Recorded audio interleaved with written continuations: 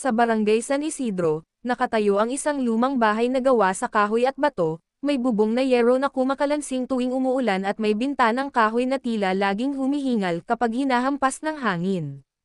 Dito naninirahan ang pamilya Ramos, isang simpleng pamilyang may mabubuting puso, tahimik na pamumuhay, at pangarap na unti-unting binubuo. Si Mang Alvino, ang padre de pamilya, ay isang karpinterong kilala sa baryo dahil sa husay niya sa paggawa ng mga mesa at aparador. Si Aling Teresa, naman, ay isang mananahi na ginagalang sa barangay dahil sa tiyaga at kabutihan niya. May dalawa silang anak, si Lira, 12 taong gulang at mahilig magbasa, at si Tonton, 9 taong gulang at laging nasa labas naghahabol ng tutubi. Sa unang tingin, karaniwan lamang ang kanilang pamilya.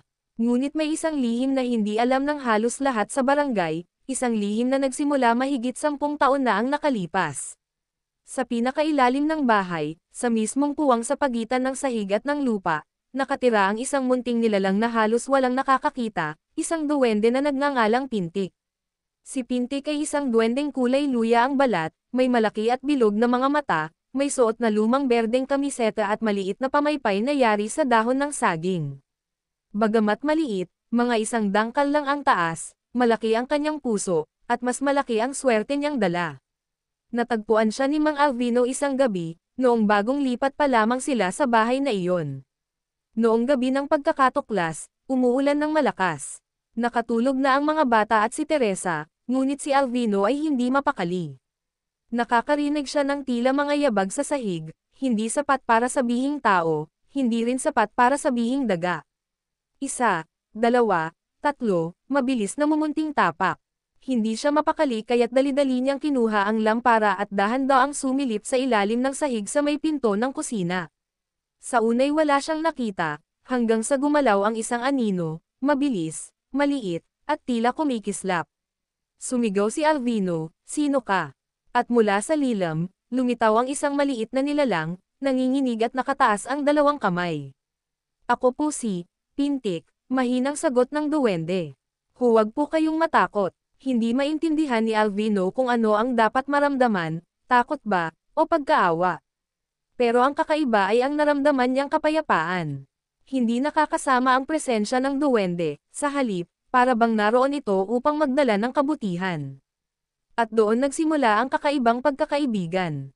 Pagkaraan ng 5 taon, naging bahagi na si Pintik ng pamilya, kahit hindi ito alam ng mga kapitbahay. Tumutulong siya sa mga munting bagay, nagiging mas mabilis makabenta ng gawa ni Alvino, mas maayos ang tahi ni Teresa kahit may lamig ang panahon, mas bihira magkasakit ang mga bata, at minsan ay nagdadagdag pa siya ng swerte sa mga simpleng pang-araw-araw na gawain. Ngunit may isang patakaran si Pintik. Hindi ako dapat makita o malaman ng ibang tao. Kapag nalaman nila, mawawala ang swerte sa inyo. Tanggap ito ni Alvino at Teresa, at sinanay nila ang mga bata na respetuhin ang munting kaibigan. At kay Lira at Tonton, si Pintik ay parang tagapagbantay, isang lihim na kakampi. Isang maaliwalas na umaga, habang nag-aalmusal ang pamilya, biglang may narinig silang maliit na pabulyaw na boses mula sa ilalim ng kusina.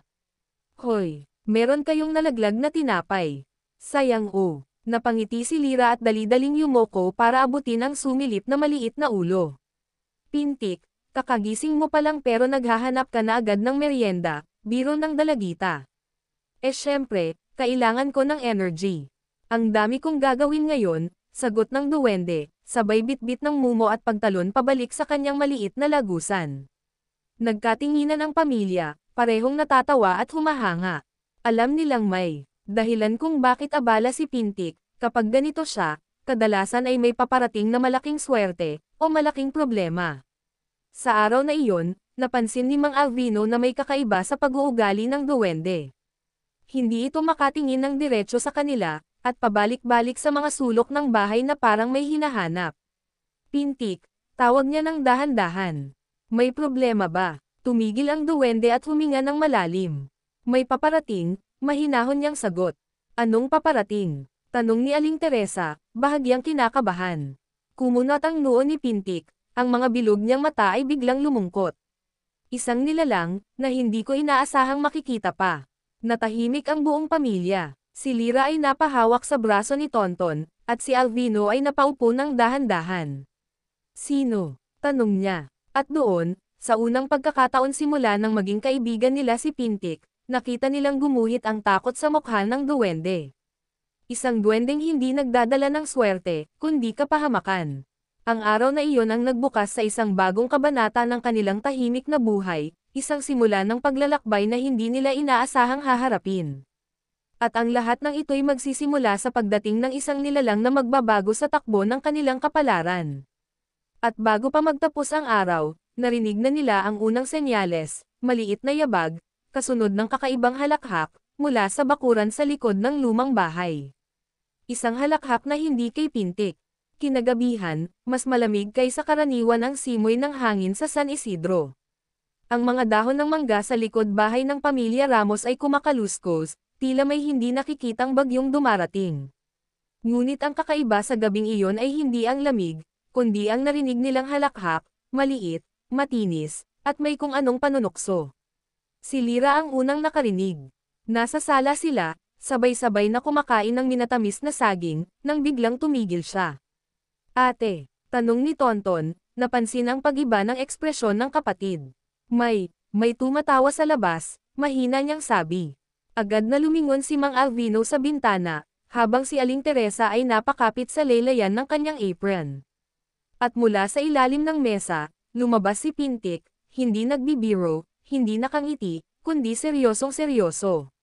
Dumating na siya, bulong niya. Bago pa man makagalaw ang sinuman, kumalabog ang lumang pintong nasa kusina. Isang mahinang kaluskos, kasunod ng pagguhit ng maliliit na anino sa pagitan ng siwang. Si Tonton, na laging matapang sa mga kwento ngunit duwag sa tunay na kakaiba, ay agad na umakyat sa upuan. Kuya Pintik, ano yun? Nanginginig niyang tanong. Huminga ng malalim ang duwende. Si Cogring, sagot niya. Isang duwendeng hindi ko na ine-expect na susunod sa akin hanggang dito. Nalaglag ang hawak ni Aling Teresa. Bakit siya nandito? Kaibigan mo ba siya? Tanong niya. Umiling si Pintik. Hindi kaibigan. Hindi rin kaaway, pero isa siyang problema. Dumungaw ang buong pamilya sa bintana ng kusina. Sa liwanag ng buwan, nakita nila ang humahampas na mga damo. Mabilis, may gumagalaw sa gitna. Isang maliit na anino, mas maliit kaysa kay Pintik ngunit mas bilis kumilos. At muli nilang narinig, hehehehe, isang halakhak na parang may pinagtataguan at may binabalak. Teka, bulalas ni Mang Alvino. Kung isa rin siyang duwende, bakit hindi siya tulad mo, Pintik? Bakit parang, masama ang dating niya? Tumanggaw si Pintik, bagaman waring alangan. Kasi hindi lahat ng duwende mababait. Yung iba, mapaglaro. Yung iba, mapanokso. Yung iba, nakikialam sa kapalaran ng tao. Anong klaseng duwende si Cogring? Tanong ni Lyra, nakalapit na kay Pintik. Tumingin si Pintik sa kanya, seryoso. Si Cogring ay duwending makulit, sobrang makulit na minsan sama-sama ang laro niya. Mahilig siyang magpakita para mang-asar, magtago ng gamit, magpahina ng swerte, lalo na pag nababagot siya. Nanlaki ang mata ni Tonton. Di, malasin kami. Huwag kang maingay, saway ni Lyra. Biglang may kumatok, top, top, top, mahina lang, pero sapat para mapatalon ang lahat. Buksan niyo naman, hihihi. Napatikip ng bibig si Teresa. Diyos ko, ngayon lang nila narinig ng malinaw ang boses, gasgas, parang laging nagbibiro pero may nakatagong galit. Pintik, tawag ni Alvino, mababa ang boses, anong kailangan niya sa atin? Samandal ang duwende sa dingding, tila nag-iipon ng lakas. Hindi ko alam, sagot niya. Pero isang bagay ang sigurado, hindi niya ako gusto. Bakit naman? Tanong ni Lyra. Tumingin si Pintik sa kanila, isa-isa, bago tumingin muli sa pintuan na kumakatok pa rin. Dahil ako, nagbibigay ng swerte. Umangat ang kilay ni Lyra. At siya, sagot ni Pintik, gustong bawiin ang anumang hindi dapat sa tingin niya. Kaya ba niya? Tanong ni Mang Alvino, halatang nag-aalala. Tumingin si Pintik sa kanya, diretso sa mga mata. At sa unang pagkakataon, narinig ito ng pamilya mula mismo sa kanilang kaibigang duwende. Kung gugustuhin niya, oo. Muling nagsalita ang boses sa kabila ng pintuan. Pintik, lumabas ka na dyan, hihihi, ang tagal kong hinanap ang lungga mo. Hindi gumalaw si Pintik. Hindi ako lalabas, mahina niyang sagot. Ayaw mo, edi papasok ako. At sa isang iglap, may malamig na hangin na dumaan sa ilalim ng pinto, at ang lock ay biglang gumalaw ng kusa. Clack! Napatayo ang lahat. Si Pintik ay mabilis na nagtatakbo patungo sa gitna ng sala, sabay sigaw. Huwag kayong gagalaw. Kahit ano mangyari, huwag. Ang pinto ng kusina, bumukas. Dahan-dahan. At mula sa madilim na bakuran, isang maliit na anino ang unti-unting sumilip. Isang pares ng pulang mata. Isang maliit na katawan na nakayukod, tila laging nakahanda tumalon. At isang ngiting nakakakilabot. Magandang gabi, Pamilya Ramos. Nakatayo ang buong Pamilya Ramos sa sala, nakapidyo hininga, habang ang maliit na aninong pumasok mula sa pintuan ay dahan-daang naglalakad papasok. Ang liwanag ng lampara ay unti-unting nagbigay hugis dito, isang maliit na duwende, halos kasing taas lamang ni Pintik ngunit ibang-iba ang anyo. Si Pintik ay may bilog na mga mata at mukhang inosente. Ang duwendeng ito ay may matulis na mukha, may manipis na labi, at mga matang pula na kumikislap na parang laging handang maghasik ng kalokohan. May suot siyang kupas na pulang tel ang nakabalabal at ang kanyang buhok ay nakahalo-halo, parang hindi pa naliligo ng ilang taon. Si Cogring, bulong ni Pintik, halos hindi marinig. Ang duwende ay naglakad papasok at tumigil sa gitna ng sala, nakangisi. Hihihi, matagal na panahon, Pintik.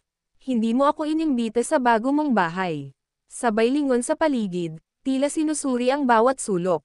Napakapit si Lyra sa braso ni Tonton. Si Aling Teresa ay nakatalong dibdib. Habang si Mang Alvino ay bahagyang hamarang sa harapan ng pamilya. Cogring, sabi ni Alvino, pinipilit maging kalmado, anong kailangan mo sa bahay namin? Tumingin sa kanya ang duwende, nang matulis, parang sinusukat siya mula ulo hanggang paa. Kailangan. Ako. Wala. Sabay taas ng balikat. Dumaan lang. Gusto ko lang makita kung anong meron dito, at bakit napakaswerte ng bahay na to. Tumitig siya kay Pintik na hindi makagalaw. Hindi mo kailangan makialam, sagot ni Pintik, lumalapit sa gitna. Umalis ka na. Tumawa si Cogring ng malakas. Hihihi. Grabe naman tong kaibigan ko. Umalis ka. Agad. Hindi mo man lang ako binati. Hindi tayo magkaibigan, malamig na sagot ni Pintik. Hindi naman ako nagtanong kung gusto mo, tugon ni Cogring, at sa isang iglap ay nasa tabi na siya ni Tonton. Sumigaw si Aling Teresa, huwag. Pero nakataas na, ang kamay ni Cogring, nakahawak sa kwelyo ng damit ni Tonton. Ang laki ng ulo nitong bata, sabi niya, tila nagtataka. Siguro ang daming iniisip, o baka, masarap guluhin. Sabay kindat, napaiyak si Tonton, parang mabibingi sa sobrang takot. Sa sobrang bilis, kumilos si Pintik. Nag-teleport ito sa tabi ni Cogring, hinayla si Tonton palayo, at tumayo sa harap niya. Layuan mo ang pamilya ko, boses niyang malalim at hindi pangkaraniwan. Tumigil sandali si Cogring, nakataas ang kilay. Pamilya ko, ulit niya, sabay tawa. Hihihi, ako na ngayon ang naiinggit. May pamilya ka na pala. Ang sweet naman. Tumingin si Pintik kay Lyra, kay Tonton, kay Alvino at Teresa. Ayos lang, bulong ni Pintik. Hindi ko kayo pababayaan. Pero mas lumaki ang ngiti ni Cogring. Ako, wala akong balak manakit, sabi niya. Gusto ko lang malaman, ano bang meron dito? Anong swerte ang nilalabas mo, Pintik? Lumapit siya sa mesa at hinawakan ang isang baso. Nang ibaba niya ito, bigla itong nabasag. Nagulat ang lahat. Hihihi. Oops, malas. Pasensya na. Napasigaw si Teresa, hindi kami nananakit sayo. Hindi ko sinabing kayo, sagot ni Cogring habang dinidilaan ang daliri na parang tinikman ang gulo na nagawa. Pero minsan, masaya lang gumawa ng konting ingay. Lumapit si Mang Alvino. Cogring, mahigpit niyang sabi, kung kailangan mo ng pagkain, tutulungan ka namin. Kung naiinggit ka kay Pintik, pwede naman kayo. Hindi niya natapos. Biglang lumapit si Cogring sa mukha niya, halos magkaharap ang kanilang ilong. Aba, sabi nito, ang tapang mo pala para sa tao. Naglakad-lakad ito sa sala, hawak ang isang kutsara na parang espada. Hindi ako gutom, hindi. Sabay tingin sa kisame. Pero bored ako. Sobrang bored. Kaya naman, baka dito ako magstay. Nanlaki ang mata ni Pintik. Hindi pwede. Bakit? Dahil masisira ang swerte mo. Tanong ni Cogring, pabulong. O baka, dahil baka malaman nila ang totoo sa'yo. Tumahimik ang lahat. Tumingin si Pintik sa pamilya, halatang kinakabahan. Ano bang gusto mo, Cogring? Tanong ni Lyra, bahagyang nanginginig pero matapang. Ngumiti ang duwende. Mahabang, masamang ngiti. Simple lang, sagot niya. Gusto kong makisali sa kapalaran nyo. Nagtaka si Lyra. Kapalaran namin. Tumawa si Cogring, malakas, parang kalansing ng mga bote. Hihihi. Oo, gusto kong makisali. Sabay turo sa bawat isa sa kanila. Gusto kong makita kung gaano katibay ang swerte nyo kapag nasa paligid ako. Tumingin siya kay Pintik ng may hamon. Kaya mo ba akong pigilan, kaibigan? Hindi sumagot si Pintik. At bago makapagsalita ang sinuman, tumalon si Cogring papunta sa bintana, kumapit sa frame, at lumingon. Simula ngayon, lagi niyo kong makikita. Sabay biglang nawala ang kanyang katawan, sumanga, parang usok. Umalis, pero hindi tuluyang nawala. At naiwan ang pamilya, nanginginig, habang ang lamig ng hangin ay parang dumb-oval. Napaupo si Pintik sa sahig. Totoo ba, nababalikan niya kami? Tanong ni Tonton, umiiyak. Tumanggaw si Pintik. Simula ngayon, sabi niya, mabigat ang boses, magiging delikado ang bawat araw. Tumingin siya sa labas ng bintana, kung saan naroon ang bakuran. Hindi makatulog ang buong pamilya Ramos ng gabing iyon. Ang lamig na pumasok mula sa pintuan ay tila nanatili, bumabalot sa bawat sulok ng bahay, tulad ng presensya ni Cogring, hindi mo nakikita, pero siguradong nandyan. Si Lyra at Tonton ay nakahiga na sa kanilang banig, ngunit bukas pa rin ang ilaw ng silid nila. Sa kabilang kwarto, gising pa rin si Mang Alvino at Aling Teresa, nag-uusap ng pabulong, halatang nag-aalala. Sa sala, nagkukubli si Pintik sa ilalim ng mesa, nakaupo, nakatalukbong ang ulo, at hindi mapakali. Ang kapayapaan na matagal niyang naibigay sa pamilya, bigla, na ngayong nanganganib. Pintik, tawag ni Lyra, lumapit sa duwende habang hawak ang maliit na lampara. Ayos ka lang ba? Nagangat ng ulo si Pintik, at ngayon lang nakita ni Lyra na talagang natatakot ang kaibigan nila. Hindi ko inakalang susundan niya ako, mahina niyang sagot. Hindi ko rin inakalang, magpapakita siya sa inyo. Pero bakit? Tanong ni Lyra, naupo sa tabi niya. Anong ginawa mo kaya ka sinusundan? Umiling si Pintik, wala, ngunit si Cogring, hindi siya tulad ko. Ayaw niyang may mas maswerte kaysa sa kanya. At kapag napansin niyang may masaya, may payapa, may tahimik na buhay, sinusubukan niyang guluhin. Naupo rin si Alvino at Teresa sa sala, nakikinig. Tulad ng swerte na dala mo.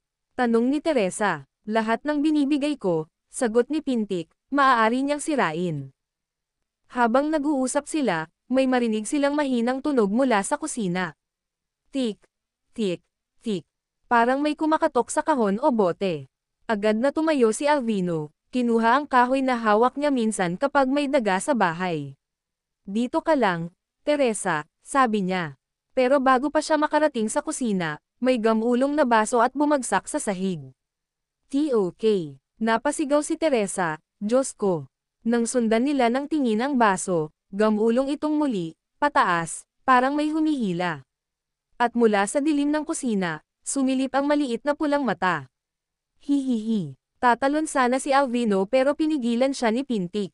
Huwag. Kapag hinawakan mo siya, lalala lang. Lumingon si Cogring mula sa dilim, nakasabing mapanokso. Oy, hindi pa kayo tulog. Ang aga nyo yata magising. Anong ginagawa mo dito? Singgal ni Pintik. Naglakad palabas si Cogring, bitbit ang kutsilyong maliit, hindi para manakit ng tao, kundi para maglaro. Hindi ko kayo sinasaktan, sabi niya, umiikot sa mesa. Pero, ang tahimik kasi dito. Nakakabagot, kaya naisip kong, bigyan kayo ng konting saya.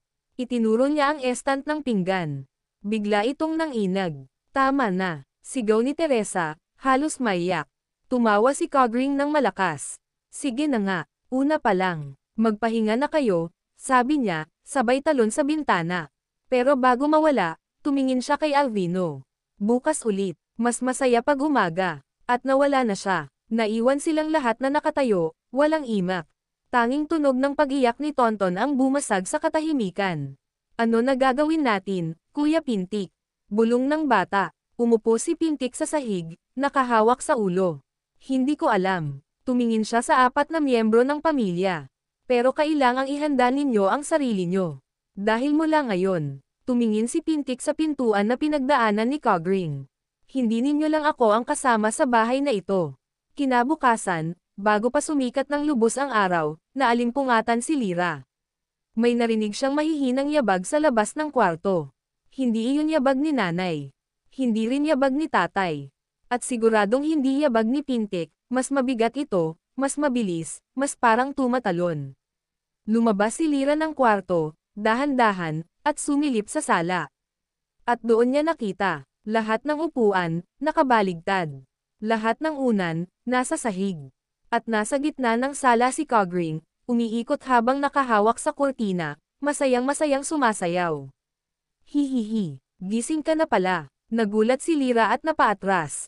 Ngumisi si Cogring, at sa unang pagkakataon, tumingin ito sa kanya ng diretso, mata sa mata.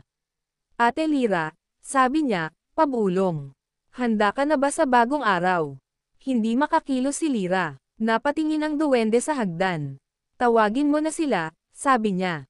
Marami tayong larong gagawin. At nagsimula na ang unang araw ng kapahamakan sa bahay ng mga Ramos. Nagising ang buong pamilya sa sigaw ni Lyra. Tay, Nay, si Cogring, nasa sala. Agad na napatakbo sina Alvino at Teresa palabas ng kwarto, habang si Tonton naman ay halos madapa sa pagmamadali. Nang makita nila ang sala, napahinto silang lahat. Ang buong lugar ay baliktad. Ang mga upuan nasa ibabaw ng mesa. Ang mesa nakatagilid. Ang mga laruan ni Tonton ay nagkalat na parang may batang nagwala. At ang kurtina ay nakapulupot sa sarili nitong poste, parang may kumuyog dito. At naroon sa gitna si Cogring, nakataas ang kamay, worry pinagmamasdan ang kanyang obra. Hihihi, good morning. Pwede ba? Sabi ni Teresa, halos sumabog ang boses, tumigil ka sa kalokohan mo. Ngumisi si Cogring. Pero nagsisimula pa lang ako. Di ba Pintik? Sumulpat si Pintik mula sa likod ng aparador, halatang pagod, parang hindi nakatulog buong gabi. Tumigil ka na, Cogring, pagod niyang sabi. Hindi nila deserve ang ginagawa mo. Nakadila ang mapanuksong duwende. Hindi naman sila ang target ko. Ikaw. Pero mas masaya kung kasama sila. Ano bang gusto mo talaga? Tanong ni Alvino, sinusubukang maging kalmado kahit kumukulo ang dugo. Naglakad si Cogring papunta sa kanya, paikot-ikot na parang maliit na aso. Gusto ko lang makita kung gaano kalakas ang swerte ni Pintik. At kung kaya niyang pigilan ako. Huminto siya sa harapan ni Lyra. Ate Lyra, gusto mo ba ng laro? Tanong ni Cogring. Umiling si Lyra, nanginginig. Hindi. Sigurado ka. Inilabas niya ang maliit na bato mula sa bulsa niyang kupas. Maganda to. Magic stone. Pag binato ko to sa pader, masisira kaya ang bahay niyo o magiging maswerte. Hihihi. Tama na. Sigaw ni Pintik. Pumwesto si Pintik sa harap ni Lyra, nakaharang. Tigilan mo si Lyra. Tumaas ang kilay ni Cogring. Aba, mas lumalakas ang loob mo, ah.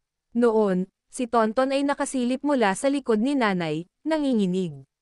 Nakita iyon ni Cogring at naglakad papunta sa batang lalaki. Tonton, sabi niya, may ngiting nakakaasar, may laruan ka ba? Huwag mo siyang lapitan, mariing sabi ni Teresa, niyakap ang anak. Hindi ko siya sasaktan, sagot ni Cogring. May laro lang ako. Hinugot niya mula sa bulsa ang mahabang sinulid. Alam niyo ang larong ito, di ba? Yung, hila dito, hila doon, pero kapag mali ang hila mo. Hinailan niya ng madiin. Ang buong cable ng radio sa sala ay biglang nag-explode ng static. PZZZZZT. Napasigaw si Tonton at napayakap kay Teresa. At tumawa si Cogring ng malakas. Hihihi. Ang saya. Hindi ito laro. Sigaw ni Alvino. Puro perwisyo ang ginagawa mo. Ngumiti si Cogring, napakasarap sa kanya ng galit. Yun ang maganda. Maya-maya, may narinig silang pagkistes mula sa kusina. Kirsch. Lumingon ang lahat. Ang mga plato, bumababa mula sa stand, isa-isa, na parang hinihila ng hindi nakikita.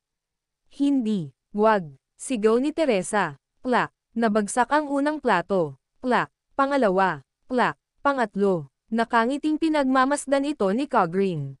Hihihi, oh, Teresa, minamahal mo tong mga pinggan na to diba? Tradisyonal, mamahalin, regalo pa ng nanay mo. O ngayon, paano? Ano gagawin mo kung maubos ko? Muntik nang maiyak si Teresa. Hinampas ni Alvino ang mesa sa galit. Umalis ka. Tumigil si Cogring. Lumingon. Tumingin diretso kay Mang Alvino. At napangisi. Bakit ako aalis, kung dito ako mas nag-e-enjoy? Tumingin siya kay Pintik. O unless, handa ka nang umalis, kaibigan. Nanlaki ang mata ni Pintik. Hindi ako aalis. Kasama ko sila. E di ako ang aalisin ka, banta ni Cogring, lumapit sa kanya. Lahat ng ilaw sa bahay, sabay-sabay kumurap. Tik, nag-brown out. Sumigaw si Tonton. Napahawak si Teresa kay Alvino. Si Lyra ay napayakap kay Pintik. At sa gitna ng kadiliman, tumawa si Cogring. Hihihi, simula pa lang yan. Pagbalik ng kuryente, nawala na si Cogring. Ngunit sa pader ng sala, may malaking guhit na parang nilan para sa kanila. Maghanda kayo para sa susunod. Pagkaalis ni Cogring, napaupo ang pamilya. Si Pintik ay lumingon sa kanila, malungkot at pagod. Hindi pa tapos ito, sabi niya. Bakit ba niya ginagawa to? Tanong ni Lyra, nanginginig. Anong ginawa mo sa kanya noon, Pintik? Tumingin si Pintik sa sahig. At sa unang pagkakataon, sinabi niya ang totoo. Kaya niya ako sinusundan. Huminga siya ng malalim. Dahil may utang ako sa kanya. Isang utang na hindi ko nabayaran. Napatigil ang lahat. Anong utang? Tanong ni Alvino. Tumingin si Pintik sa kanila, seryosong seryoso. Isang utang, na maaaring magdulot ng kapahamakan sa inyong lahat. At doon nagumpisa ang mas malalim pang sikreto na kailangan niyang ibunyag. Sa sumunod na mga araw matapos ang Tame Time na usapan ni Mang Lando at Lyway, napansin ng buong pamilya na tila may kakaibang sigla sa paligid ng kanilang tahanan. Hindi nila alam ang buong detalye ng pinag-usapan ng dalawa, tanging si Mang Lando lang ang nakakaalam, ngunit ramdam ng lahat na may mahalagang bagay na nagbago. Mga umagang puno ng himala. Isang araw, habang abala si Aling Rosa sa paghahanda ng almusal, napansin niyang ang dati butas na kawali na halos ayaw ng lamapat sa kalan ay tila babago na ang hitsura. Hindi ito kinakalawang, at ang ilalim nito ay mukhang may kantab. Lando, tawag niya, binili mo ba tong kawali? Hindi na to yung luma natin, ah. Umiling si Mang Lando at pinilit na huwag ipahalata ang ngiti. Hindi, Nay, baka naman napagkamalan mo lang. Sigurado akong hindi, pero sige na nga, sagot ni Aling Rosa habang inaalog ang ulo, nagtatakang nakangiti. Sa gilid ng kusina, nakasilip ang munting ulo ni Lyway, at kumikindat ito kay Mang Lando. Napangiti si Mang Lando ng palihim. Hindi kailanman humihingi si Lyway ng kapalit sa kanyang mga ginagawa, ngunit malinaw na ngayon, mas sinisikap nitong tumulong, at mas maingat pa kaysa dati. Maliliit na biyayang parang walang pinanggalingan. Samantala, si Miko ay nakatanggap ng pinakamataas na marka sa quiz nila tungkol sa Philippine history. Kahit siya mismo ay nagulat. Nanay, tatay, tingnan nyo oh, perfect, sigaw niya habang kumakaripas papunta sa sala. Abay ang galing ng anak natin, sabi ni Mang Lando habang inaabot ang papel. Nagsikap ka siguro, nagkibit balikat si Miko. Nag-aral naman ako, tay, pero hindi ko inakalang ganito. Sa itaas ng aparador, dahan-daang lumulutang ang isang maliit na piraso ng pinong alikabok, tila makinang nabutil ng ginto, at mabilis na naglaho nang mapansin ni Lyway, na biglang lumabas mula sa likod ng kurtina. Congrats, Miko! Masiglang bati ng duwende. Tingnan mo, kaya mo naman pala kapag hindi ka inaantok sa klase. Napakamot ng ulo ang bata. Baka may konti kang tulong dyan, Lyway. Ngumisi ang duwende. Ako, hindi knowledge mo yan. Siguro, sinuwerte ka lang ng konti. Isang gabi ng malamig na hangin. Isang gabi, habang naghahapunan ang pamilya, biglang lumakas ang hangin sa labas. Tumama ito sa lumang dingding na kahoy at yumangay ang mga bintana. Napahinto sila sa pagkain. Tila may paparating na bagyo, sabi ni Aling Rosa na nag-aalala. Tumalon mula sa lamesa si Lai Wei at mabilis na lumapit sa bintana, inilalagay ang maliit na palad dito. Kakaiba to, sabi niya. Hindi ito ordinaryong hangin. Nagkatinginan ang pamilya. Anong ibig mong sabihin? Tanong ni Mang Lando. May gumagalaw na hindi ko kilala, tugon ni Lai Wei. Isang, hindi magandang aura. Parang may nagmamasid sa paligid nyo. Kinilabutan si Miko at agad na dumaikit sa kanyang ina. Lai Wei, delikado ba? Tanong ni Aling Rosa. Umiling ang duwende, ngunit ang mga mata nito ay hindi nagpapaunlak ng kapanatagan. Hindi ko pa alam, pero babantayan ko kayo. Sa kalagitnaan ng dilim, kinagabihan, habang mahimbing nang natutulog ang lahat, nanatiling gising si Lai Wei. Nakaupo siya sa itaas ng ginawang maliit na shelf na sadyang ginawa ni Mang Lando para magsilbing tahanan ng duwende. Nakakross ang mga braso niya at nakakunot ang noo.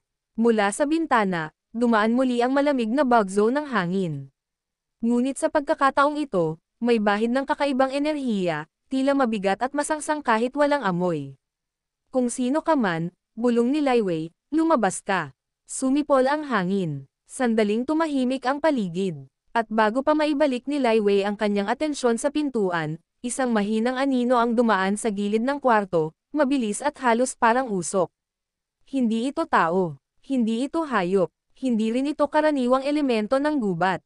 Hindi pwedeng ganito, bulong ni Lai Wei, mas lalong kumunat ang noo. May ibang nilalang na nakapasok sa paligid nila. At sa unang pagkakataon mula nang makilala nila si Lai Wei, tila may banta na mas malaki kaysa sa inaasahan ng sinuman. Ang hindi inaasahang bisita. Kinabukasan, habang nag-aalmusal ang pamilya, pumunta si Mang Lando sa harapan upang kunin ang pahayagan na madalas ay inihuhulog ng kapitbahay. Pagbukas niya ng pinto, bumungad ang kakaibang tanawin. Isang bilog na marka sa lupa. Umiikot, parang sunog, pero walang abo. Parang kinain, pero walang bakas ng pagkakastes. At nasa gitna nito ay isang maliit na kahoy na kahon na tinakpan ng dahon. Lai Wei, tawag ni Mang Lando na may kaba sa boses. Agad na tumakbo ang duwende palabas, at nang makita ang marka, biglang lumaki ang mga mata nito. Huwag niyo yang gagalawin, masiglang sigaw ni Lai Wei. May nagpadala niyan, at hindi ko gusto ang enerhiya. Ang simula ng mas malalim na misteryo. Habang nakapaligid ang buong pamilya sa kakaibang bilog, si Lai Wei ay nakatayo sa gitna, tinatitigan ang kahon na parang may kilalang kaaway sa loob nito. Lai Wei, tanong ni Aling Rosa, kanino ba yan? Dahan-daang tumingin ang duwende sa kanila. Ang kanyang mga mata ay hindi na masayahing parang dati. Ngayon ay may takot, pag-aalala, at determinasyon. Hindi ko alam. Huminga siya ng malalim. Pero isa lang ang malinaw. Tumangala siya sa langit, at tila lumamig ang hangin sa kanilang paligid. May ibang nilalang ang nagmamasid sa inyo. At wala pang nakakaalam na ang maliit na kaong iyon ang magsisimula ng pinakamalaking pagsubok sa pamilya, at kay Lai Wei. Tahimik ang paligid. Kahit ang mga ibon sa malapit na puno ay tila natigilan. Nakapaligid ang buong pamilya kay Lai Wei habang pinagmamasdan ang misteryosong kaong kahoy na natagpuan sa kanilang harapan. Nadama nila ang bigat ng tensyon, lalo na't hindi nila sanay makita ang duwende na ganoon kaseryoso. Ang paunang babala, Lai Wei, mahina ngunit may kaba ang boses ni Mang Lando, kailangan ba nating umalis? Delikado ba to sa pamilya ko? Umiling si Lai Wei, pero hindi nawala ang pagkakunot ng kanyang noo. Hindi pa. Hindi ko hahayaang may masamang mangyari sa inyo. Pero kailangan natin malaman kung ano ang nasa loob nitong kahon bago ako makagawa ng desisyon. Sigurado ka bang ligtas buksan yan? Tanong ni Aling Rosa habang inaakay si Miko palayo ng kaunti. Hindi ko kayang sabihing ligtas, pero mas delikado kung hindi natin aalamin. Mabagal ang bawat hakbang ni Lai Wei habang lumalapit sa bilog na marka sa sahig. Tila hangin na ang hangin sa bawat pulgada niyang inilalapit sa kahon. Bahagya siyang tumangala sa madilim na ulap na nagsimulang bumuo sa itaas. Hindi ito gawa ng tao, bulong niya. Ang pagbukas ng kahon, dinampi ni Lai Wei ang kanyang palad sa taklab ng kahoy. Nang gawin niya iyon, biglang kumislap ang bilog sa lupa, mahinang liwanag na animoy humihinga. Lai Wei, sigaw ni Miko, ano yan? Huwag kang lalapit, sigaw ng duwende. Dahan-dahan niyang tinaas ang takip ng kahon. Pag-angat niya, isang malamig na hangin ang kumawala mula sa loob, parang bulong na galing sa madilim na kuweba. Napaurong si Lai Wei, pero hindi niya binitawan. At nang tuluyan ng bamuka ang kahon. Walang laman. Ha! Napakunot ang noo ni Aling Rosa. Wala naman pala. Ngunit hindi natapos si Lai Wei sa pagtingin. Hinawakan niya ang gilid ng kahon, inangat at inusisa ng mas malapitan. Hindi ito simpleng kahon, sabi niya. Isang pihit, isang mensahe. Tumingin siya kay Mang Lando. At isang babala, ang nakaukit na simbolo. Sa ilalim ng kahon, makikita ang nakaukit na simbolo, isang spiral na parang alon, na may isang mata sa gitna. Hindi iyon letra ng tao. Hindi rin simbolong nakikita sa karaniwang mga kwento ng mga diwata o engkanto. Nanginginig ang tinig ni Lai Wei. Hindi to galing sa mga kapatid kong duwend, o sa mga engkanto ng paligid, o sa anumang kabutihang nilalang. Tumingin siya sa pamilya, isa-isa. Itong simbolo, tanda ito ng katalungan. Katalungan. Tanong ni Mang Lando. Anong ibig sabihin nun? Huminga si Lai Wei ng malalim. Isang nilalang. Isang tagapagbantay ng mas madidilim na bahagi ng kalikasan. Hindi siya masama, pero hindi rin siya mabuti. Siya isang nilalang na nagpapanumbalik ng balanse, sa paraang hindi matutuwa ang sinuman. Bakit naman niya tayo pinapadalhan ng kahon? Tanong ni Miko, halos pabulong. Doon ay tumingin si Lai Wei kay Mang Lando. Tayong dalawa ang umiintindi sa dahilan, hindi ba? Mahinang tugon ni Lai Wei. Nagulat ang pamilya. Pa, tanong ni Miko. May hindi ka ba sinasabi? Nagbuntong hininga si Mang Lando. May sinabi si Lai Wei sa akin dati, tungkol sa pakikipag-usap namin sa gubat. Pero hindi ko alam na ganito kabigat. Ang banta ng katalungan. Biglang lumakas ang hangin. Sumayaw ang alikabok sa lupa. Sa di kalayuan, may kumaluskaw sa mga dahon na parang may gumagalaw. Tumayo si Lai Wei sa gitna ng marka at itinaas ang kamay. Kung ikaw nga yan, sigaw niya, magpakita ka. Ngunit wala, nagpatuloy lang ang kaluskos. Hanggang sa naramdaman nilang lahat ang pangangatag ng lupa, hindi malakas, pero sapat para maramdaman nila sa talampakan. Napayakap si Miko sa kanyang nanay. Nanay, tatay, natatakot ako. Lumapit si Lai Wei kay Miko at hinawakan ang kamay ng bata. Huwag kang matakot, bulong niya. Hindi kita pababayaan. Tumingin siya sa lahat. Hindi ko alam kung bakit interesado sa inyo ang katalungan. Pero isang bagay ang sigurado. Tumingin siya sa marka sa lupa. Hindi pa siya tapos. Ang pagpapakita ng palatandaan. Habang nag-uusap sila, biglang nagbago ang kulay ng bilog, mula sa maitim na marka ng parang pagkasunog. Nagliwanag ito ng kulay kahel, parang apoy na hindi mainit. Lai Wei, bulong ni Aling Rosa. Anong nangyayari? Hindi sumagot ang duwende. Sa halip, lumuhad siya at dinaikit ang palad sa lupa. At biglang lumuwa ang isang imahe mula sa bilog, parang usok na naging hugis. Hugis ng isang taong payat, matangkad, nakahod, at walang mukha. Nanginginig ang boses ni Miko. Sino yan? Hinawakan ni Lai Wei ang kamay ng bata, mas mahigpit. Siya ang dahilan kung bakit dumidilim ang paligid. Tumingin ang imahe sa direksyon nila, kahit wala itong mata. At biglang naglaho, ang kapasyahan ni Lai Wei. Tumayo si Lai Wei at humarap sa pamilya. Simula ngayon, sabi niya, hindi na ako basta bisita dito. Tagabantay na ninyo ako.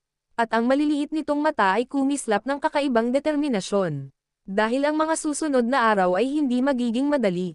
Kinagabihan matapos nilang makita ang nakakatakot na anyo ng nilalang na tinawag ni Lai Wei na katalungan, tahimik ang buong bahay. Parang may nakabiting bigat sa hangin, at kahit ang mga kuliglig sa labas ay tila nagdahan-dahan sa kanilang huni. Napakatatag ng kanilang tahanan, ngunit sa gabing iyon, para bang naging manipis na papel ang kanilang dingding laban sa kung anong. Naglalakad sa dilim, pagbabantay sa gabi. Habang natutulog ang pamilya, nanatiling gising si Lai Wei. Umupo siya sa itaas ng lumang aparador, nakatingin sa bintana na tila may inaante. Kumikislap ang kanyang mga mata sa dilim, nakahanda sa anumang kakaibang presensya. Hindi ka basta-basta darating dito, bulong niya sa sarili. Pero alam kong nandyan ka lang. Sa labas, halos hindi gumagalaw ang hangin. Ngunit sa loob ng katahimikan, may maririnig na mga pagaspas, hindi galing sa ibon, hindi sa palapa, at hindi sa kung anong nilalang na kilala ng tao. Nagmulat si Laiwei ng palad. Dahan-dahan, naglabas ito ng maliliit na alikabok ng liwanag. Magpakita ka, bulong niya. Walang tugon. Pero may dumating na kabatid na presensya, malamig, mabigat, halos parang nakahawak sa kanyang balikat. Doon nagsimulang gumalaw ang anino sa gilid ng bintana. Ang unang pag-atake, sa sobrang bilis, may dumaan na anino sa labas ng bintana, mahaba, payat, walang itsura. Tila dumudulas sa dingding, parang naglalakad pero hindi humahakbang. Agad tumayo si Laiwei. Hindi ka dapat pumasok dito. Tumalon siya pababa mula sa aparador at naglabas ng kakaibang liwanag mula sa kanyang palad. Puti ng bughaw na parang apoy ng kandila, ngunit hindi nasusunog. Dinaikit niya ito sa bintana. Sa sandaling lamapat ang liwanag, ang anino ay biglang umatras, parang nasaktan. Hindi ka pa rin nagbabago, bulong ni Laiwei sa nilalang na hindi makita. Ngunit imbes na umatras ng tuluyan ang anino, bigla itong dumalawa. At pagkatapos, dumami pa. 1, 2, 3, hanggang sa maging 6, sabay-sabay na gumagalaw at lumalapit sa bintana. Hindi pwedeng ganito, bulong ni Laiwei. Hindi sila dapat ganito karami. Ang paggising ni Miko. Nang marinig ang mahihinang tunog ng pagpitik sa salamin, bumangon si Miko mula sa kanyang kama. Hindi niya alam kung bakit siya nagising, pero ramdam niya ang hindi komportableng lamig. Lumabas siya sa kwarto at naglakad sa sala. Pagtingin niya, nakita niya si Laiwei, nakatayo sa gitna, nakataas ang dalawang kamay, gumagawa ng bilog na liwanag na umiikot sa hangin. Laiwei, mahina niyang tawag. Nilinggan siya ng duwende. Miko, bumalik ka sa. Pero huli na. Dumagundong ang isang malakas na hampas sa bintana. Tumili si Miko at tumakbo papunta kay Laiwei, na agad siyang tinabig palayo mula sa bintana. Walang lalabas. Sigaw ni Laiwei. Laiwei, ano yun? Huwag kang tumingin. Pero hindi mapigilan ni Miko ang ibaling ang kanyang tingin, at doon niya nakita ang aninong nakadikit sa bintana. Wala itong mukha, ngunit nakayuko ito na parabang nakangiti kahit walang bibig. Napasinghap ang bata, ang pagpapaalis sa mga anino. Hinawakan ni Laiwei ang dibdib ng bata. Miko, makinig ka. Sa 3 bilang, takpan mo ang tainga mo at huwag kang didilat. Bakit? Bilasan mo. 1, 2, 3. Agad na pumikit si Miko at tinakpan ang tainga. Sumigaw si Laiwei ng isang salita na hindi galing sa wikang tao, tunog na parang hangin na umiikot, parang dagandong ng ilalim ng lupa. Sa isang iglap, kumislap ang buong sala. At pagkatapos, nawala ang mga anino. Sumuko sila sa liwanag at naglaho na parang usok na natunaw sa hangin. Huminga ng malalim si Laiwei at ibinaba ang kamay. Kailangan na natin mag-usap. Ang lihim na ipinaglihim ni Laiwei. Laiwei, nangangalog ang boses ni Miko. Ano yun? May masama ba na gustong pumasok dito? Tumango ang duwende, mabagal. Ang mga aninong iyon, sila ang mga mata ng katalungan. Hindi sila nananakit, pero nagmamasid. Nagpapadala ng mensahe. Anong mensahe? Tinataya niya ang lakas ko. Gusto niyang malaman kung hanggang saan ko kaya kayong protektahan. Tumayo si Laiwei at humarap sa pinto. Miko, may dapat kang malaman. Nilinggan siya ng bata. Tayong dalawa ang pinakapinagmamasdan niya. Dahil tayong dalawa ang pinakamalapit sa isa't isa, at ikaw ang nakitang pinakamahina sa pamilya. Nanlaki ang mata ng bata. Ako. Pero hindi dahil mahina ka, sagot ni Laiwei. Kundi dahil ikaw ang may pinakamaraming puso sa inyong lahat. Umupo si Laiwei sa tabi niya. Miko, hindi aksidente na naging kaibigan mo ako. Hindi aksidente na nakita mo ako nung unang araw. At doon, unti-unting lumabas ang isang katotohanang hindi pa nasasabi mula kabanata 1 hanggang ngayon. Dahil ikaw ang may kakayahang makita ang mga nilalang na hindi kayang makita ng iba. May dugong engkanto ka, Miko. At tumigil ang mundo para sa bata. Hindi agad nakaimik si Miko. Nakapirmi ang kanyang tingin kay Laiwei, hindi malaman kung matatakot, maiiyak, o matutuwa ba. Sa murang edad, hindi niya inakalang may laman palang hiwagang nakatago sa kanyang pagkatao. Laiwei, nanginginig niyang sabi, anong ibig mong sabihin? Paano ako nagkaroon ng dugong engkanto? Huminga ng malalim si Laiwei. Napaupo siya sa sahig, humarap kay Miko, at tumingin sa kanya ng diretsahan, mas seryoso kaysa sa kahit kailan. Ang kwento na hindi nasabi kailanman. Makinig kang mabuti, Miko, sinulang wika ni Lai Wei. Hindi lahat ng tao ay kayang makakita ng duwende, diwata, o mga nilalang ng kalikasan. Kadalasan, tanging mga may malinis na puso at may halong dugo ng sinaunang angkan ang may kakayahang iyon. Angkan? Tanong ni Miko. Sino yun? Angkan ng mga bantay lanti, paliwanag ni Lai Wei. Mga tao na ipinanganak upang maging tulay sa pagitan ng mundo ninyo at ng mundo namin.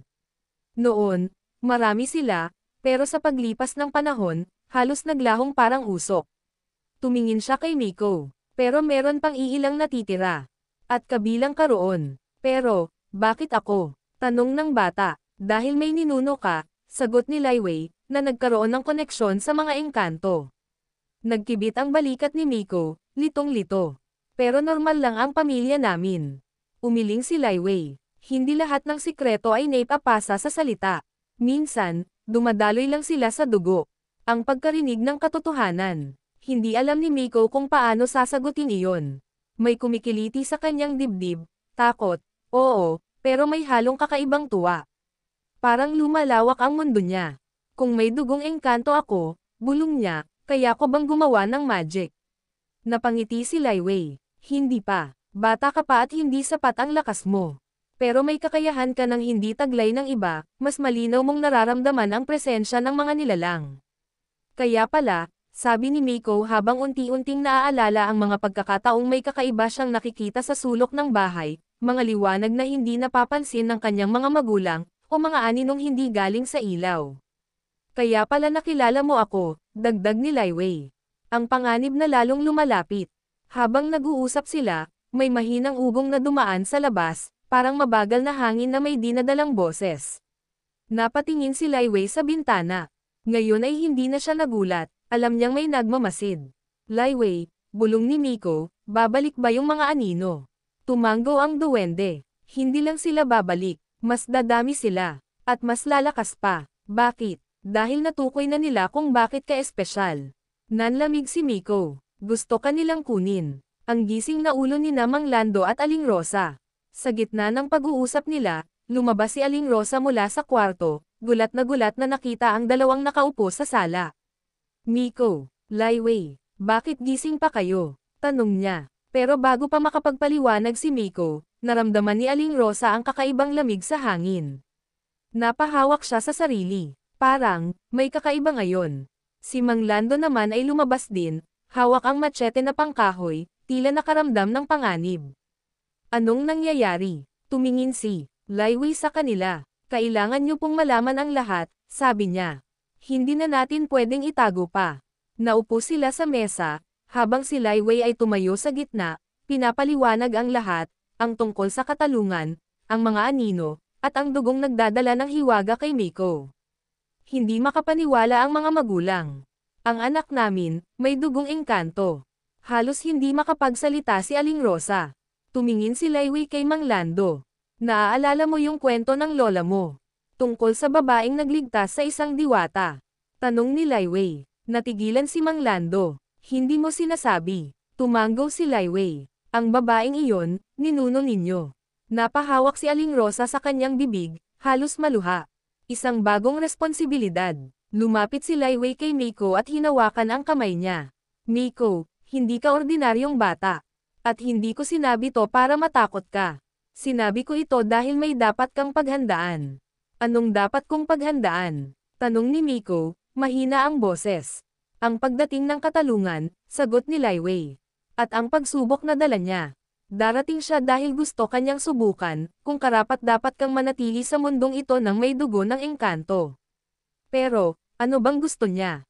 Tumingin si Lai Wei sa madilim na bintana, kung saan dahan-daang gumuguhit ang anino ng papalapit na panganib. Gusto niyang malaman kung ikaw ay proteksyon, o banta. Ang pangakong hindi bibitawan. Lumapit si Lai Wei sa pamilya at tumayo sa gitna nila. Kahit ano pa ang mangyari, hindi ko kayo iiwan. Hindi ako papayag na may mangyaring masama sa inyo. Hindi ko hahayaang makuha nila si Miko. At sa wakas, tumitig siya sa bata. Dahil hindi ka nila basta-basta maaangkin. Pinisil ni Miko ang kamay ni Lai Wei. At hindi kita iiwan, Lai Wei. Sa sandaling iyon, hindi lang siya isang bata. Hindi lang si Lai Wei isang duwende. Sila ay dalawang nilalang na pinagsama ng tadhana, upang paghandaan ang pagdating ng isang nilalang na mas makapangyarihan sa alinman. At doon nagsimula ang pinakamalaking pagsubok ng kanilang pagkakaibigan. Kinabukasan, nagising ang buong pamilya na may mabigat na pakiramdam. Ang mga nangyari noong gabi ay hindi basta bangungot, totoo ang mga anino, totoo ang panganib, at totoo ang koneksyon ni Miko sa mundong hindi nakikita ng karamihan.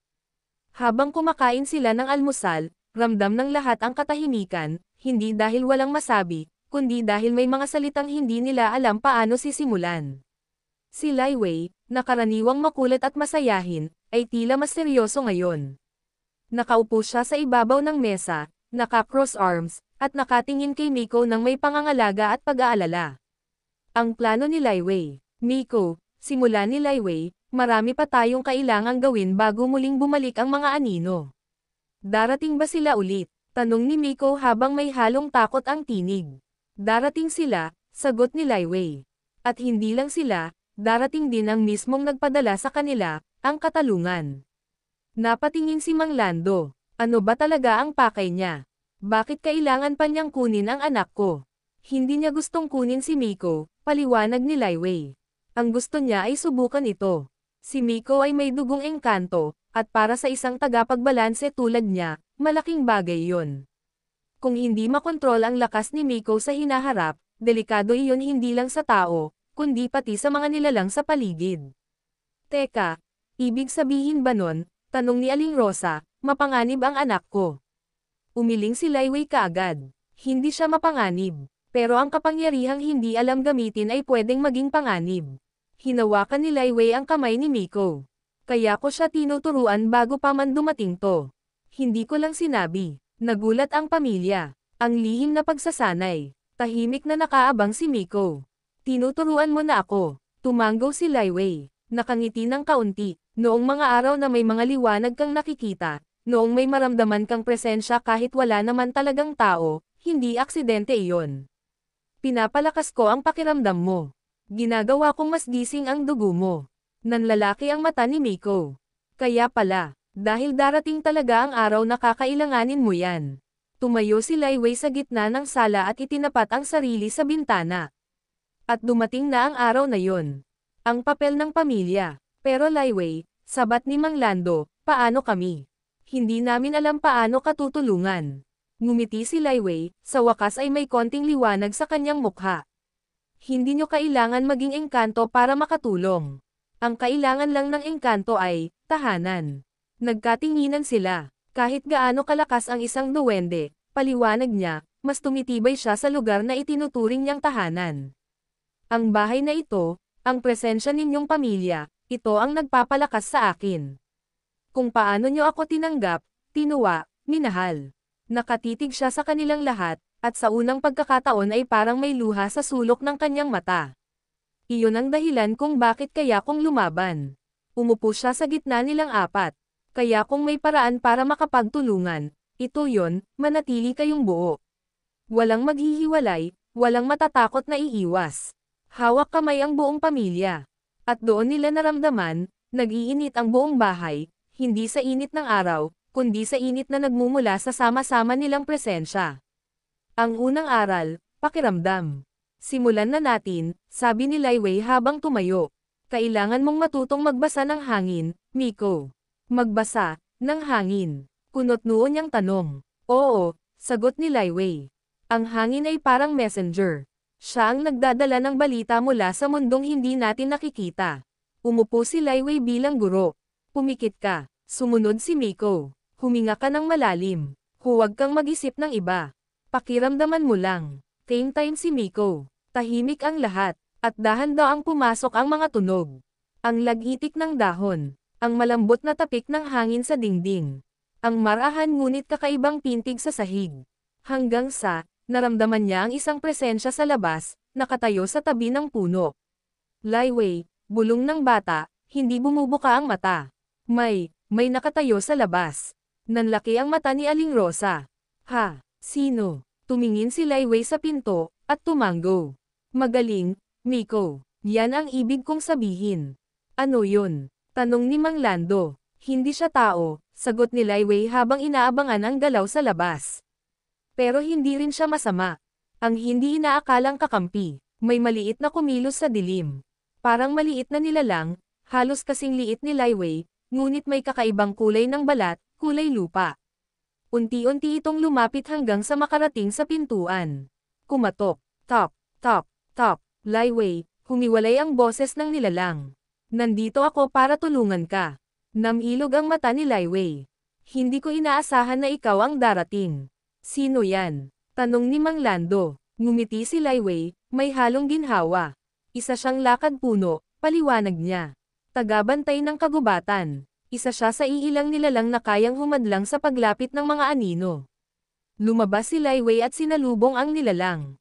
Kaibigan ko siya, at ngayon, magiging kaibigan din ng pamilya ninyo. Ang pagbubuklod ng lakas. Lumapit ang lakad puno sa pamilya, marahan ang kilos, parang tumutubong halaman na humahakbang. Narinig ko ang pag-ungol ng mga anino sa kagubatan, sabi ng nilalang. Hindi ko sila hahayaang sakupin ang tahanan ito.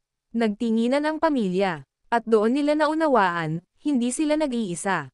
May kaibigan silang duwende, may bagong kakampi mula sa kagubatan. At may batang nakatataglay ng lihim na dugo ng engkanto. Ang huling mensahe ni Lai Wei bago dumating ang dilim. Tumayo si Lai Wei sa gitna nilang lahat at ngumiti ng may lakas. Simula ngayon, hindi lang kayo pamilya. Kayo ay magiging isang pangkat na handang lumaban sa kadiliman. At sa malayo, sa dulo ng kagubatan, may kumurap na pulang liwanag. Isang paalala na papalapit na ang katalungan. At ang susunod na kabanata ng kanilang buhay ay magiging mas mabigat kaysa kahit anumang naranasan nila noon. Pagkaraan ng unang gabi ng bagong pagkakaisa, tahimik ang bahay ng pamilya Ramos. Ngunit tahimik na ito ay puno ng tensyon, ramdam ng lahat ang presensya ng darating na panganib. Ang kakaibang liwanag sa kagubatan, na sinalubong ng lakad puno, ay nagsilbing babala, ang katalungan ay papalapit, at hindi na ito pwedeng baliwalain. Isang umagang walang katuwaan. Lai Wei, tanong ni Aling Rosa habang naghahapunan, ano ang plano natin kung dumating ang katalungan? Huminga ng malalim ang duwende. Hindi ito basta-basta makakalampas sa inyo. Pero kailangan natin ng disiplina, pagtutulungan, at mabilis na desisyon. Ito ang unang pagkakataon na hindi lang tayo magtatanggol sa ating sarili, kundi sa buong tahanan. Mula sa sulok, si Miko ay nakatingin sa duwende. Lai Wei, ano ba ang gagawin natin kapag dumating siya? Tumango si Lai Wei at inilatag ang kanyang palad sa mesa, naglabas ng maliit na liwanag. Una, kailangan nating maramdaman ang galaw niya bago pa man siya pumasok sa bahay. Ikalawa, hindi lang lakas ang kailangan natin ng puso ng bawat isa. Puso, tanong ni Mang Lando. Ang bawat isa sa inyo ay may sariling paraan ng proteksyon. Ang mga tao ay may lakas ng damdamin. Ang lakad puno at ako, kami ang kakampi ninyo sa laban na hindi kayang labanan ng ordinaryong tao. Pagdating ng mga palatandaan, kinagabihan, bago pa man tuluyang dumilim, naramdaman na nila ang kakaibang lamig sa hangin. Hindi ito pangkaraniwan, tila ba ang hangin mismo ay bumabalot sa kanila, pinapalibutan ang bahay. Tumalon si Lai Wei sa itaas ng aparador, nakamasid sa paligid. Papunta na siya, bulong niya. Sa labas, sa gilid ng mga puno, may anino na unti-unting nagiging malinaw. Mataas, payat, may kaunting hugis ng humanoid, ngunit parang nagbabago sa bawat hakbang, isang nilalang na nabubuo sa dilim. Lai Wei, mas malaki siya kaysa sa inisip ko, bulong ni Miko, halatang natatakot. Hindi mo alam ang buong laki ng kapangyarihan niya, sagot ni Lai Wei. Katalungan ang pangalan niya, at ang kanyang misyon ay suriin at balansehin. Kung may hindi tama sa paligid, hindi siya mag-aatubiling ayusin ito. Ang pagbubuo ng tahanan. Agad na tinipon ni Lai Wei ang pamilya sa sala. Tayo ay kailangan ng estratehiya. Mang Lando, ikaw ang tagapangalaga sa pintuan. Aling Rosa, panatilihin mong kalmado ang bata. Miko, makikinig ka sa akin sa lahat ng oras. Lai Wei, paano natin siya mapipigilan? Tanong ni Mang Lando, hawak ang machete ng kahoy. Hindi natin siya pipigilan sa lakas. Pipigilan natin siya sa puso, sa pagiging buo ng ating tahanan at sa pagmamahal natin sa isa't isa. Ang tunay na lakas ay hindi sa suntok o armas, kundi sa pagkakaisa. Si Miko ay tumingin sa duwende, determinado. Sasabihin ko sa kanila kung ano ang dapat gawin. Handa na ako, Lai Wei. Ngumiti si Lai Wei. Iyan ang gusto kong marinig. Pero tandaan, hindi mo pwedeng kalimutan ang pakiramdam ng paligid. Katalungan ay hindi basta makikita, kundi mararamdaman. Ang unang pag-atake ng kadiliman. Hindi naglaon, maririnig nila ang malakas na hampas sa bubong ng bahay, hindi tao, hindi hayop. Lai Wei, ano iyon? Sigaw ni Aling Rosa, pinipigilan ang anak na si Miko. Tumalon si Lai Wei mula sa aparador at inilagay ang kanyang palad sa sahig. Lumabas ang mahinang liwanag na kumalat sa buong sala, parang pader na enerhiya. Hindi tayo pwedeng matakot, katalungan ay sumusubok lamang sa atin, sabi niya, tinitingnan ang paligid. Ngunit sa kabilang dulo, mula sa dilim ng bakuran, may kumislap na pulang mata ng isang nilalang na may kakayahang maramdaman ang lahat ng nararamdaman ng mga tao sa loob. Lai Wei, nakikita niya tayo, bulong ni Miko. Tumango ang duwende. Oo, at bawat kilos, bawat takot, bawat galaw, lahat ng iyon ay sinusukat niya. Kaya kailangan nating maging matatag. Huwag hayaang makita ang takot sa puso. Paghahanda sa darating na labanan. Tumayo si Lai Wei sa gitna, at tiningnan ang pamilya. Simula ngayon, hindi lang tayo nagtatanggol sa tahanan. Nagbabantay tayo sa puso ng bawat isa. Ang lakas ay nagmumula sa pagkakaisa. Kung hindi tayo magkaisa, wala tayong pag-asa. Huminga si Mang Lando, Aling Rosa, at Miko ng sabay. Ramdam nila ang kakaibang enerhiya na pumapalibot sa kanila, isang enerhiyang nagmumula sa kanilang pamilya, at sa kaibigan nilang duwende. Handa na tayo, sabi ni Miko, may tapang na hindi niya alam na taglay niya pala. Handa na rin ako, sagot ni Lai Wei. At sa kalangitan, dumilim ng bahagya. Hindi iyon karaniwang gabi. Ito ay simula ng isang laban na magpapakita kung hanggang saan aabot ang kanilang pagkakaisa, tapang, at ang lihim na kapangyarihan ni Miko. Sa wakas, dumating ang gabi na matagal nang inaabangan ng pamilya Ramos. Tahimik ang paligid, ngunit ramdam nila ang bigat ng hangin, hindi pangkaraniwan. Ang bawat paghinga ay parang may kasamang presensya ng di nakikitang nilalang. Si Lai Wei ay nakatayo sa tuktok ng aparador, nakamasid sa labas ng bakuran. Sa ilalim ng kanyang mga paa, ang liwanag na kumakalat sa sala ay nagsilbing proteksyon, parang pader na hindi basta malalampasan ng sinuman. Ang anino sa labas, mula sa dulo ng bakuran, may lumitaw na anino. Hindi ito ordinaryong anino, matangkad, payat, at halos nakadikit sa dilim. Ang mata nito ay kumikislap ng pula, tila ba sinusukat ang bawat emosyon sa loob ng bahay. Lai Wei, nakikita niya tayo, mahina ngunit halatang kinakabahang sabi ni Miko. Tumango si Lai Wei. Oo, at bawat kilos, bawat takot, bawat galaw, sinusukat niya ang lakas ng puso natin. Lai Wei, delikado ba siya? Tanong ni Aling Rosa, hawak ang kamay ni Miko. Hindi siya masama, pero hindi rin siya mabait. Siya ang katalungan. Ang trabaho niya ay suriin ang lahat ng nilalang, at ayusin ang balanse ng mundo, paliwanag ng duwende. Pagsisimula ng pagsubok, biglang nagpakita ang anino sa pintuan. Tumayo si Lai Wei sa mesa at inilabas ang kanyang liwanag. Hindi ka makakapasok dito, sigaw niya. Ngunit sa halip na umatras, ang anino ay nagpakita ng mabilis na galaw, tumalon at lumapit sa bintana. Ang bawat hakbang nito ay parang tunog ng malalaking batong nagbabanggaan sa lupa. Lai Wei, ano ang gagawin natin? Tanong ni Mang Lando. Manatili sa loob. Huwag hayaang makita ang takot nyo, sagot ni Lai Wei. Handa na tayo, sabi ni Miko, hawak ang kamay ng kanyang ina. Ang labanan ng enerhiya. Lumipad ang liwanag mula sa palad ni Lai Wei, bumuo ng pader sa harap ng pintuan. Ngunit ang anino ay hindi basta-basta natitinag. Ang pulang mata nito ay nagliwanag ng mas maliwanag, at parang may hangin na dumadampi sa bawat isa sa loob. Miko, damhin mo ang paligid, utos ni Lai Wei. Huminga ng malalim ang bata, sinusunod ang bawat galaw ng duwende. Ramdam niya ang kakaibang enerhiya sa hangin, parang buhay na nakapaligid sa kanila. Makikita mo na ang presensya niya, ngunit huwag kang matakot, sabi ni Lai Wei. Unti-unti, nakita ni Miko ang anino na lumalaki, at may kakaibang anyo na unti-unting nagiging malinaw. Ang mukha nito ay parang ulap, ngunit halata ang mata at mahaba nitong mga kamay. Ang pag-amin ng takot. Nako, natatakot na ako, bulong ni Miko, nanginginig ang mga kamay. Hinawakan siya ni Lai Wei. Miko, normal lang ang takot. Ngunit tandaan mo, hindi ang takot ang magpapahina sa iyo. Ang pagkilala dito ang magpapalakas sa iyo. Tumigil si Lai Wei sa gitna ng sala at hinarap ang pamilya. Ngayon, kailangan nating ipakita ang ating lakas, hindi sa suntok, hindi sa armas, kundi sa pagkakaisa at tapang ng puso.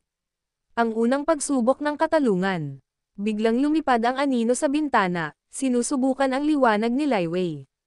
Ang hangin ay nagpaikot sa sala, ang mga mesa at upuan ay bahagyang gumalaw, ngunit nanatili ang liwanag ng duwende. Miko, ngayon ang pagkakataon mo, sigaw ni Lai Wei. Huminga ng malalim ang bata at pinakinggan ang paligid. Ramdam niya ang bawat galaw ng hangin, bawat tunog sa bakuran, bawat maliit na detalye sa silid. At sa sandaling iyon, nadama niya ang anino, hindi lang ang lakas nito, kundi ang intensyon, ang emosyon, at ang presensya. Lai Wei, naramdaman ko siya. Sigaw ni Miko, may ningning sa mga mata. Ngumiti ang duwende. Tama, ngayon ay bahagi ka na ng laban. Pagsasanib ng puwersa, si Lai Wei at Miko ay nagsanib. Ang liwanag mula sa duwende at ang pakiramdam ng bata ay bumuo ng enerhiyang pumapalibot sa sala. Ang anino, na dati nakakapagpahina, ay napilitang umatras, kahit papaano. Hindi pa tapos, bulong ni Lai Wei, hawak ang kamay ni Miko. Ito ay unang pagsubok lamang. Ngunit ngayon, nakikita niya na hindi kami basta-basta natatakot, at ang aming puso ay buo. Sa labas, kumikislap ang pulang mata, ngunit parang nagbago ang posture nito. Hindi ito umatras ng tuluyan, ngunit tumigil sa mabilis na galaw. Huminga ng malalim si Miko, habang nakatingin sa Lai Wei. Lai Wei, kaya ko pala. Ngumiti ang duwende. Oo, at mas lalo pa nating palalakasan ang iyong kakayahan. Ngunit tandaan, hindi ito laban na magtatapos agad. Katalungan ay magpapatuloy sa pagsubok.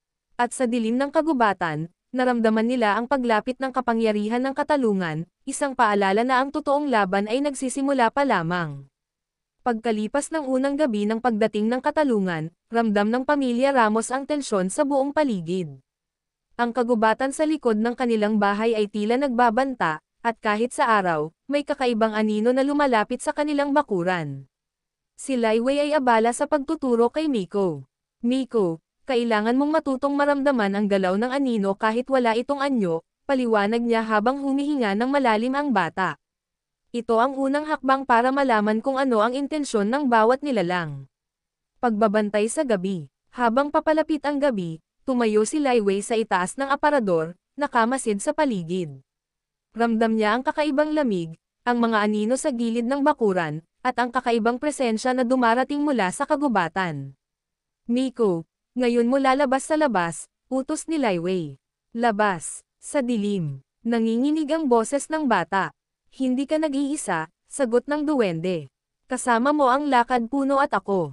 Panatilihin mo lang ang puso mo buo at huwag kang matakot. Ang mga aninong dumating. Habang lumalakad sila sa bakuran, unti-unting lumitaw ang mga anino. Matangkad, payat, at halos hindi mahawakan ng mata ng tao. May kakaibang kuryente sa paligid, parang bawat galaw nila ay may kasamang lamig at panginginig. Lai Wei, marami sila, sigaw ni Miko. Tumanggo ang duwende. Oo, ngunit hindi lahat ay kaaway. Ang ilan ay tagabantay lamang. Kailangan mong maramdaman kung sino ang mapagkakatiwalaan at sino ang may masamang intensyon. Ang unang pagsubok ni Miko. Isara mo ang mata mo, Miko, utos ni Lai Wei. Huminga ng malalim at pakiramdaman mo ang bawat galaw. Sumunod ang bata, ramdam niya ang malamig na hangin, ang mga panginginig sa lupa, at ang kakaibang presensya ng bawat anino. Unti-unti niyang naramdaman ang layunin ng bawat isa, ang ilan ay obserbasyon lamang, ang iba ay may intensyon na subukan siya. Mahusay, Miko, sabi ni Lai Wei. Ngayon, gamitin mo ang pakiramdam mo para gumawa ng linya ng proteksyon sa paligid natin. Pagsasanib ng lakas, pinagsama ni Miko ang kanyang pakiramdam at ang liwanag ni Laiwei.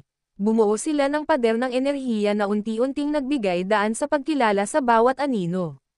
Ang mga mapanganib ay napilitang umatras, habang ang mga neutral ay nanatili sa paligid, obserbasyon lamang. Hindi pa ito tapos, bulong ni Laiwei.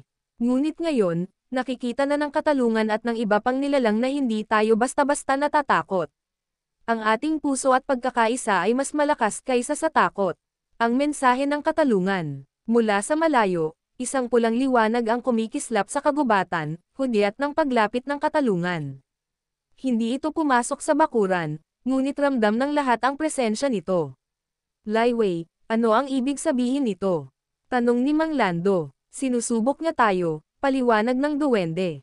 At sinasabi niya sa atin na mas malaki ang susunod na pagsubok.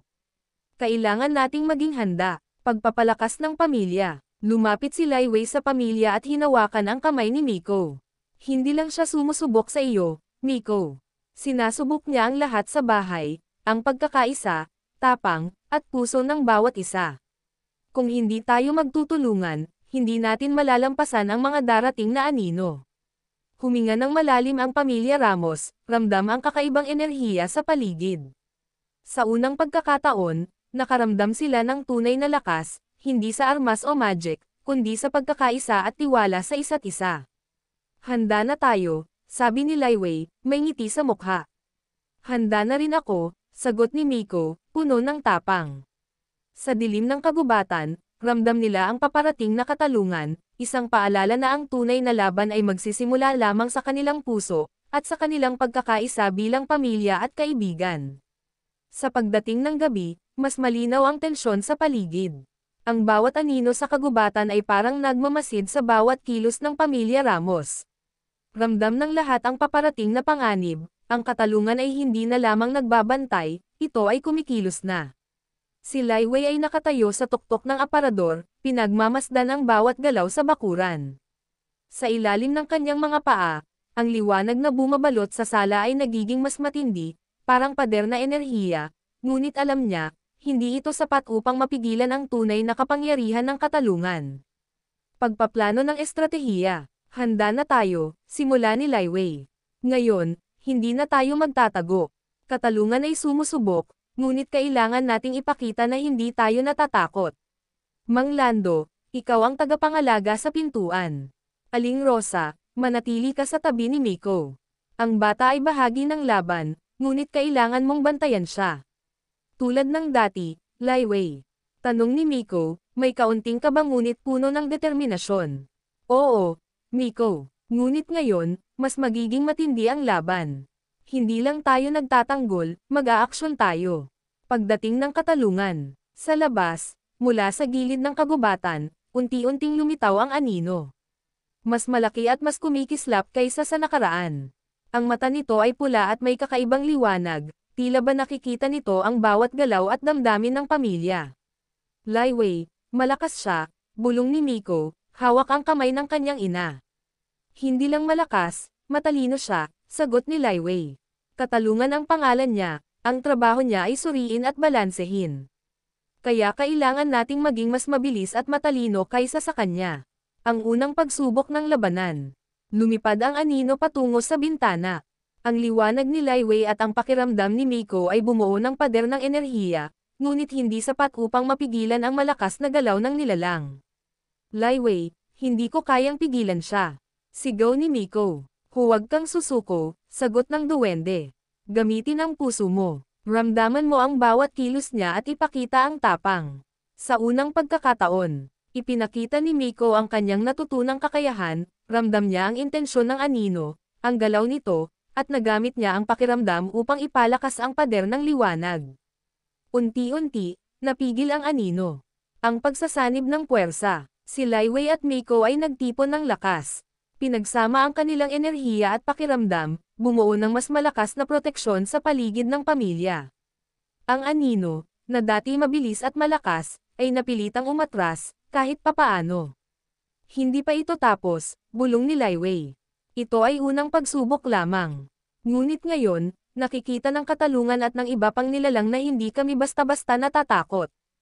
Ang aming puso at pagkakaisa ay mas malakas kaysa sa takot.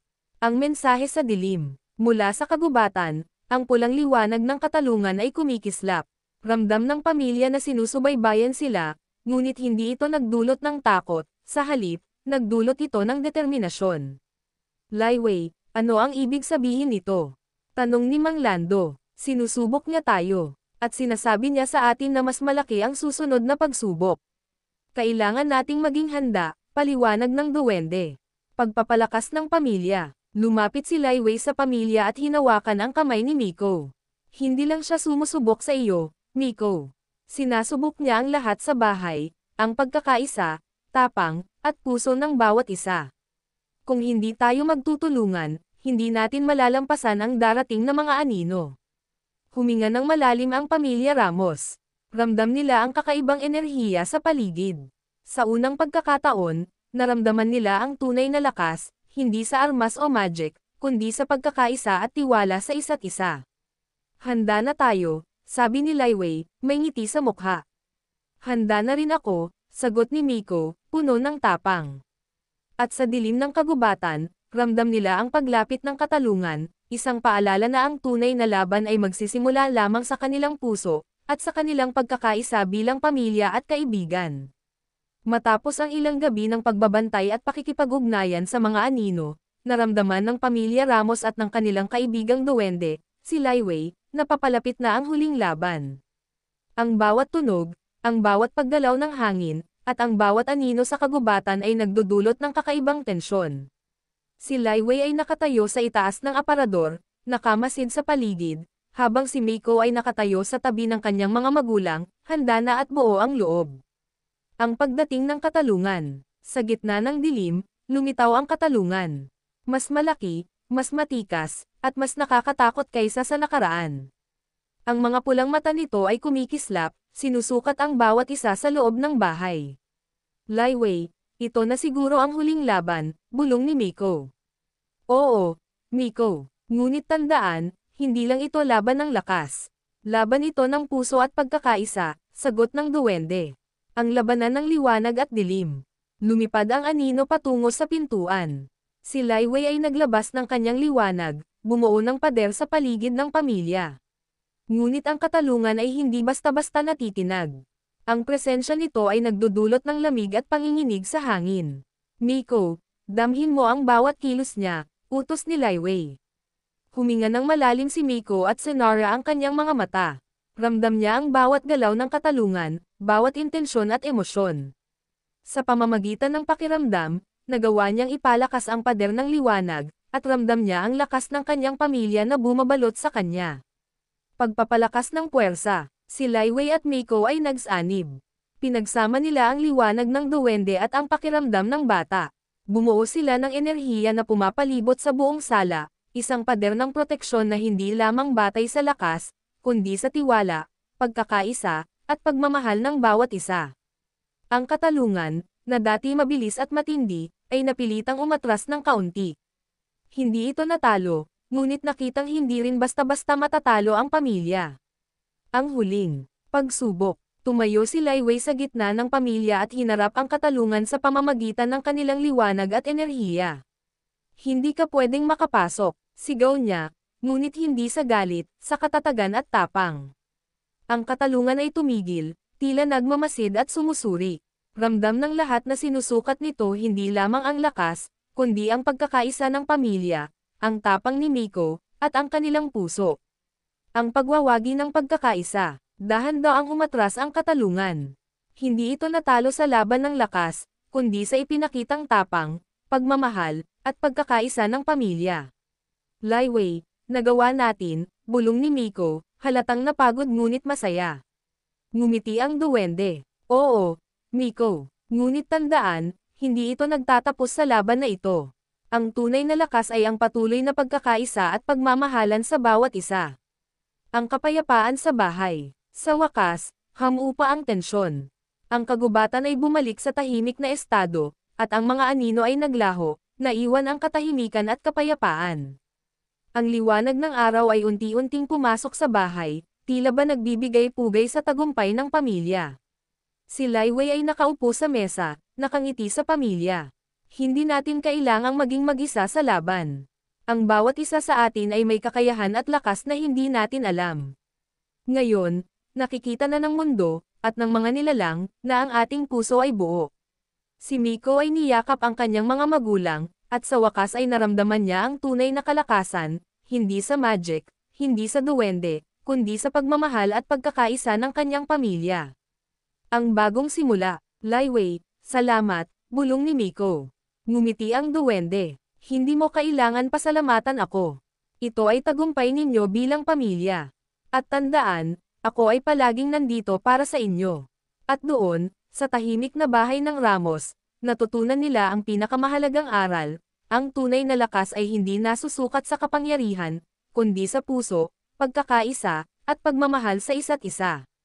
Ang katalungan ay nagpaalala na may panganib sa mundo, ngunit ang pamilya ay handa na, hindi lamang sa laban ng magic o anino, kundi sa bawat hamon na darating sa kanilang buhay.